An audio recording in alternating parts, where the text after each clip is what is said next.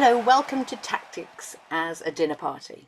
Imagine you've been invited to a dinner party. There are 6 other guests and you've never met any of them.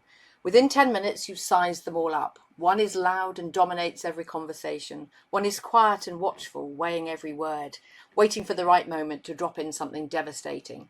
One agrees with everything anyone says, smiling and nodding. One disagrees with everything. One spends the whole night working the room, and one barely says a word, but somehow leaves at the end of the evening with everyone's phone number. That's what football teams are like. Every team has a personality. I'm talking about the team themselves, not the individuals. Every team has a way of playing, and that's what tactics is all about. How teams choose to behave on the pitch. Some attack, some defend, some chase you everywhere, and some stay back and wait. So when you hear the word tactics in future, don't think, oh God, I'm leaving. Just think, okay, all they're going to do is chat about the teams and their different personalities. The word tactics comes from the ancient Greek for art of arrangement, which is exactly what it is in football, arranging 11 players in the best way to score the most goals and prevent the other team from scoring.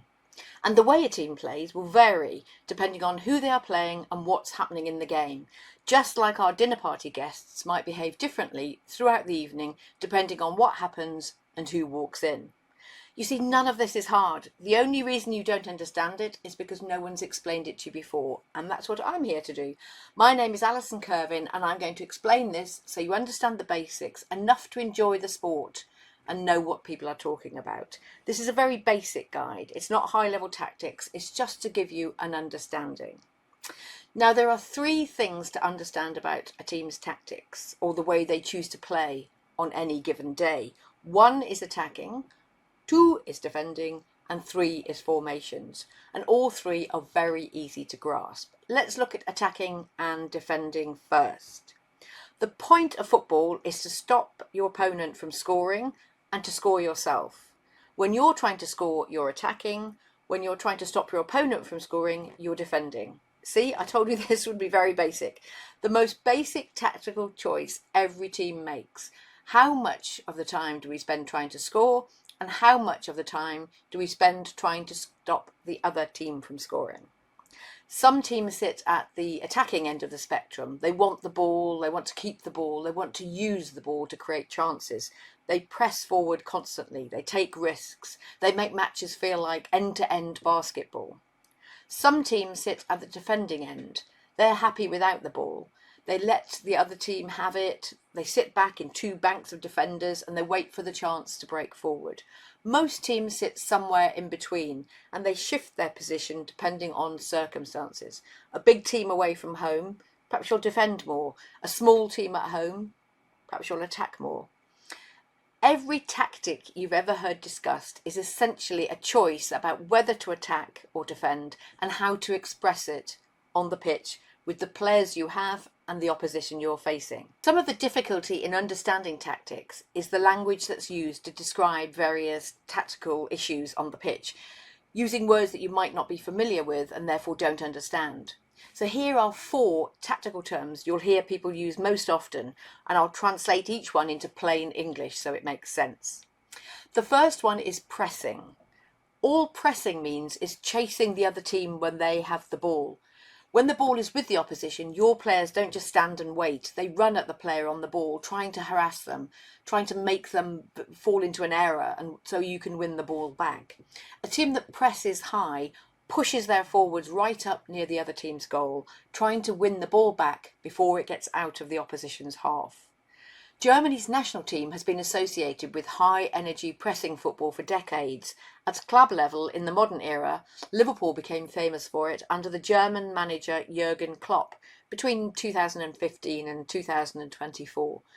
It's exhausting to play against and exhausting to play too. Another term you might hear is counter-attack. This is simply the process of winning the ball back and racing forward before the other team can get organised. So the opposition is attacking you, their defenders are all out of position because they're in an attacking shape, but you win the ball, and instead of slowing down and passing amongst you, you run at them while the defence is still scrambling, go straight through and attempt to score. Some teams build their whole identity around this. Italy has a long tradition of it, defending deep, soaking up the pressure and then striking back as soon as they get hold of the ball. Counter-attacking football is some of the most thrilling in the sport because everything happens at speed. You'll find roars in the crowd and roars in the pub when a counter-attack takes place because the ball can be seeming to be very predictably passed up the pitch, and then suddenly the opposition will get it and fly through before the team who previously had possession can get themselves in any sort of organised shape. Another term you might have heard is parking the bus, which feels like a very odd term for a football tactic. It's probably the most famous tactical term, and it's quite insulting. Basically, parking the bus means putting all your players in front of your own goal, often 9 or 10 of them in a deep block, and just not letting the opposition score. It's a defensive extreme, really. You've given up trying to attack. In many ways, you've given up trying to play football. You're just trying to survive. So teams tend to park the bus when they're outmatched and want to take a draw, or when they're already winning and just want to protect their lead. The phrase was most commonly used in around 2004 by a manager called Jose Mourinho. He was managing Chelsea at the time and used it to complain about Tottenham, who had just parked the bus against his team for a 0-0 draw, and he hated it. The great irony in all this is that his own teams went on to spend the next couple of decades doing exactly the same thing. The final tactical phrase I'm going to explain is probably the opposite of parking the bus. It's called possession football. This is the philosophy that says if we have the ball, the other team can't score. So let's keep the ball all the time. Even if we're not creating chances right now, at least we have it. Spain's national team between 2008 and 2012 was the textbook example of this. They won the European Championship, then the World Cup, then another European Championship, mostly by keeping the ball from the opposition for huge stretches of every match. They'd have 70% of the ball in some matches, sometimes more. The opposition would barely touch it. This style had a name. It was called tiki-taka, and it dominated football for half a decade. Maddening to play against, but very beautiful to watch because the ball is always being moved around. The roots of possession football go back to the Dutch national team of the 1970s, who called it total football. You might have heard that phrase as well. The idea was that any player could play in any position and the team just kept the ball through constant movement and interchange. The Spanish team then, 30 years later, were direct inheritors of this tradition. Now look at the diagram on the screen. I know, it looks like one of those complicated tactical graphs on Match of the Day that makes you reach for the remote immediately. I understand, but honestly, it's not complicated. All it's showing is this. Every time a red player has the ball, 2 of his teammates have moved into positions that form a triangle around him. So he's always got 2 easy passes. Can you see that if you look at the diagram? Whereas the yellow team chases the ball, but by the time they reach it, the red player has already passed it to one of his triangle mates, and the triangle reforms somewhere else. That's possession football. It allows you to keep passing the ball and keep the ball in your team. And the reason I've put up that graph is just to show you that something that looks inherently complicated when you first look at it is actually a very, very simple philosophy. So on to formations, the third area of tactics that I said I would discuss. You'll often hear commentators say things like they're playing 4-4-2 or 4-3-3 or 3-5-2, and nobody ever quite explains what those numbers mean. Here's the secret. They're just telling you how the team's players are arranged on the pitch, that's all. The numbers always start from the back and work forwards. Defenders first, so the guys who are sitting in front of the goal defending, and then midfielders and then attackers. So 4-4-2 means 4 defenders, 4 midfielders and 2 attackers. 4-3-3 means 4 defenders, 3 midfielders and 3 attackers. 3-5-2 means 3 defenders, 5 midfielders, 2 attackers. You get the picture. The numbers always add up to 10 because the goalkeeper isn't counted. It's always assumed there's one goalkeeper separately in addition to the 10 outfield players who are arranged as the manager sees fit to beat the opposition and to get the most out of the players he has on the pitch. So when you hear 4-4-2, what you're really hearing is the goalkeeper plus 4 defenders, 4 midfielders and 2 attackers. Now, different formations can send different messages. More attackers can mean a team wants to score lots more. More defenders mean a team wants to defend more. More midfielders means a team wants to control the middle of the pitch. Let me just show you how this works. So we have 4 defending players. So let me mark down there, and we'll call that 4. And we have 4 midfield players, and that's 4. And you can see we have 2 attacking players, and that's our 2. And as I was explaining earlier, you read it from the goalkeeper forward. So this is called 4-4-2. We could move things around into other structures. We could have 3-5-2. So take one out of here and put them into the midfield. And the manager will decide which formation best suits the players he has, best suits the sort of football he's going to play, and also the opposition.